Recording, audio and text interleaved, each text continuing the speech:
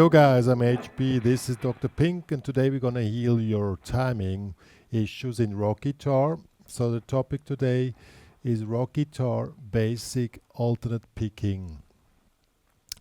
Before we get started, make sure to subscribe to my channel, hit the notification button, and please also join the HPCrazy Guitar Academy with a free member account or to support the work which me and Dr. Pink are doing with a premium member account. Please also share this channel to everybody you know. So, let's see what we're doing today. As I already said, we want to fix your timing issues, and the best way to do that is that you really pay attention to alternate picking and alternate picking exercises. And I've done these exercises also with advanced plays, and all these guys who never done this before, they got into trouble. Even I thought the task is not so hard. What is the task? The task is 2 points. First of all, learn the basic rhythm notation. How are quarter notes written? How do they look like? How are quarter pauses written? How do they look like? How are eighth notes pauses written? The more knowledge you have, the more precise you can get. That's the first thing. Second thing is now to understand what basic alternate picking means.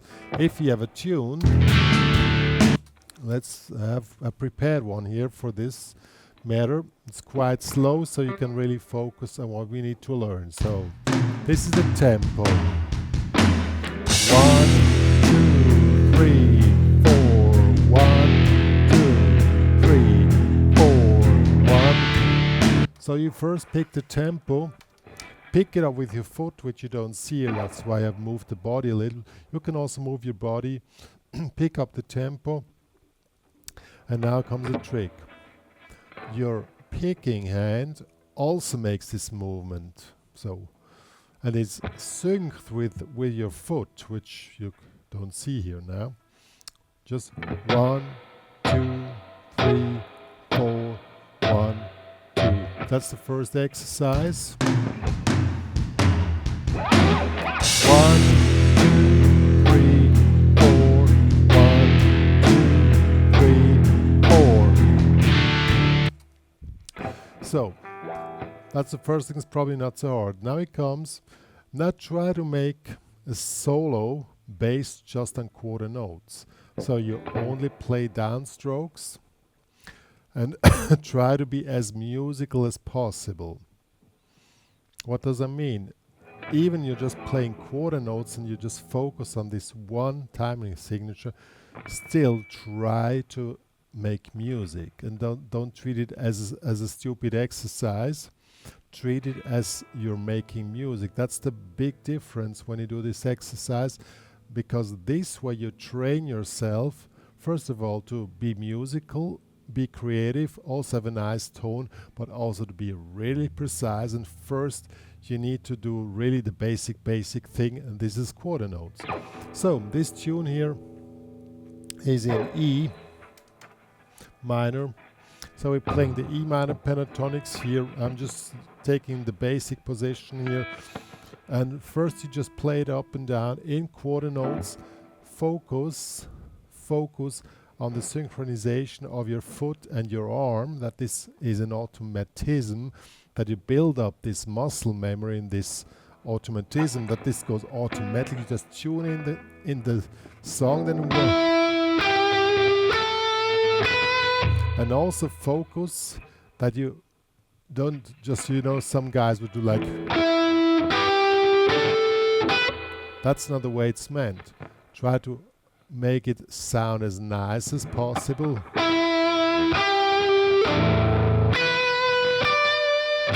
And you will notice, I didn't do any warm-ups, I didn't hit the string correctly. You will notice that it's not so easy as you think. That's what I said. If you've never done this before, you probably will run into problems. So, to make it more fun, we do it with the backing track. 3, 4.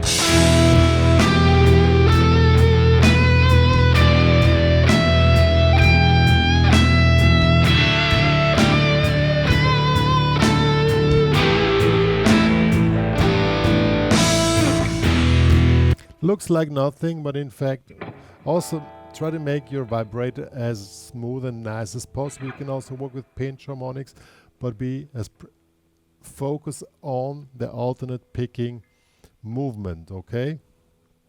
Also, when you do bendings,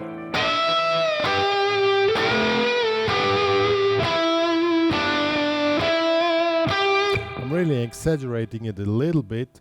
Later on you will not do it so extreme because it's hard to hit the strings, you know, if you just make the movement extreme, but still you should be able to also do the extreme movements, because sometimes you come over to play in a whoosh, you want to hit those quarter notes, then you need to be able to hit the string, you know. It's quite something. So let's do this also with the bending.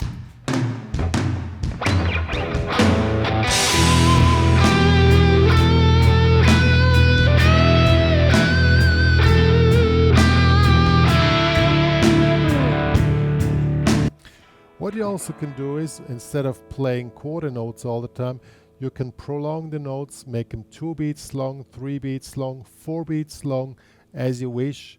And always, when you make long notes, also focus on the fact that a note has a beginning and an end. Especially on the long notes, you know, when you make one, so 1, 2, 3. Now I'm playing a note just on 2 beats, and then on 3 it stops. So also in the movement do the damping, 1, 2, 3, that it stops exactly on 3 and not a little bit before, a little bit later. That's a big part of being precise. Later on, when you work with delays and stuff like that, all what you're doing here will get multiplied, and if you're not really precise, it will sound like shh, you know. So also make long notes. Also, you can also do pauses. You like 1, 2, 3, 4. So like I make one note on the 1, on the 2, on the 4. I make a break. So stop the note on 2. 1, 2, 3, 4. 1, 2, 3. Also bendings. 1, 2, 3, 4. Let's do it with the backing track.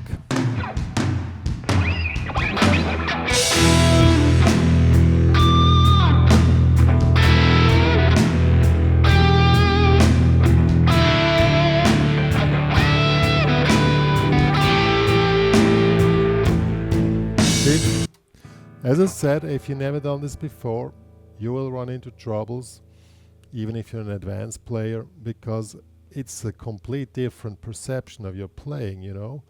You focus on this axis of the connection with the hand and the foot, and still being musical, and you also need to hit the strings correctly, even if you're doing this movement, you know. That's quite a task if you've never done this before.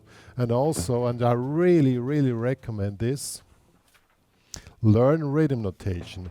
I wrote down a few two pages of exercises for you, so that you can start reading rhythm notation. The more you visualize a rhythm as played, you see a rhythm that starts and stops somewhere. And learn this, and it's really not hard. I mean, I really insist on that a guitar player needs to learn rhythm, at least to read rhythm, because that's extremely important if you want to play precise. You know, if you do recordings, you can of course you can quantize your recording, but if you're not precise, the quantization will not sound nice. But if you're really already quite on the point and then you quantize, you're going to sound perfect, you know. So this really a very important. I cannot even outline how important these exercises are, even for advanced players. Okay, next step would be we're going to play 8 notes. That means when the foot comes up, so 8 notes is 1 and 2 and 3. So all ands are upstrokes. So you play 1 and 2 and 3. So work on just doing proper down and up strokes, okay? Play musical.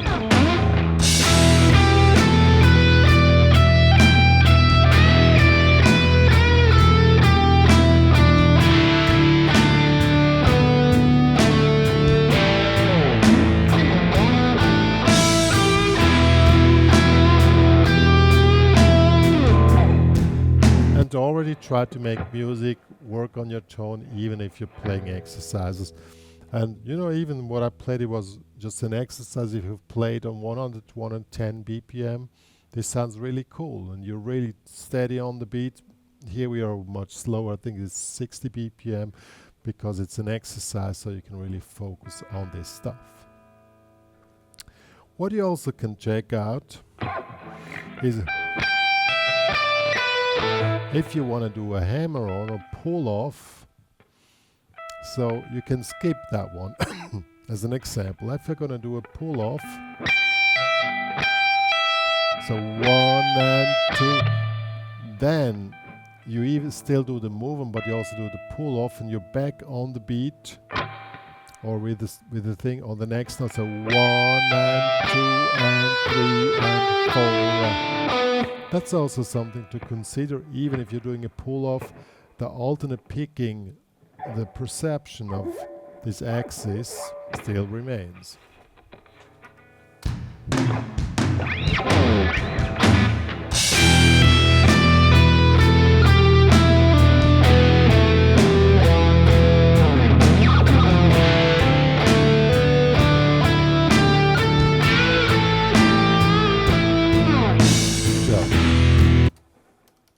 Good. Now we come to the last part. This is probably the toughest one.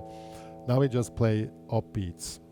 That means we don't play the first 8, and we play the ands when the foot is up. So 1 and 2 and 3 and 4 and 1 and 2 and 3. So this is all upstroke. You can make it short. Then you 1 and 2. You can do like this, or you make the long notes and just play the offbeats, and that's quite a task. Whatever you do and whatever you switch between the timing signatures, your foot will always say tack, tack, tack, tack. Nothing changes. You just, this is an automatism. The machine is running and you're just playing proper notes. And if you can do these 3 exercises, you're already pretty good in timing. Let's do offbeats now.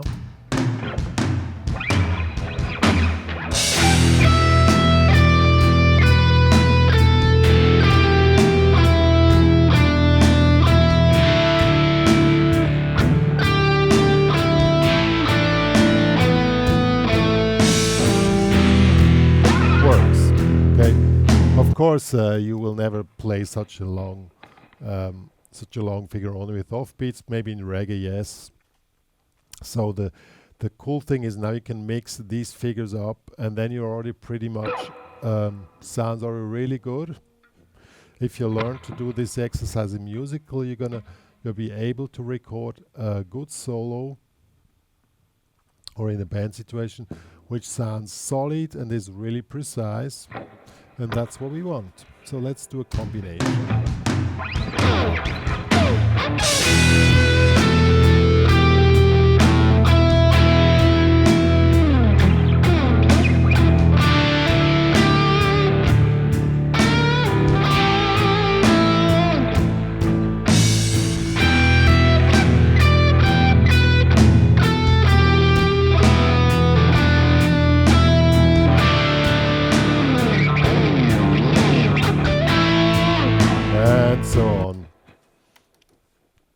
Yeah, of course, there's still timing signatures missing, but we cannot continue with more complex stuff if you're not able to play the basics. And I already said, even if you're an advanced player, you've never done this before, you will run into problems. I've never seen somebody who was able to do this with who never done it before, who've not needed to first practice this.